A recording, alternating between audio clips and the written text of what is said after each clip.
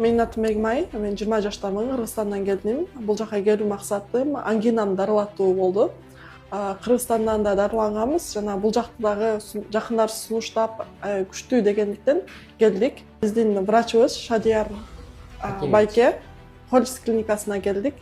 Врачтардын караганы, мани бергени аябай мыкты деңгээлде экен. Bemorimizni shikoyatlarini eshitdik va laborator tekshiruvlarga yubordik. Laborator natijalariga asoslanib, surunkali tanzilli oddiy shakli tashxisini qo'ydik. Bemorimizda endoskopik tanzilotamiya tashxisini o'tkazishni rejalashtirdik.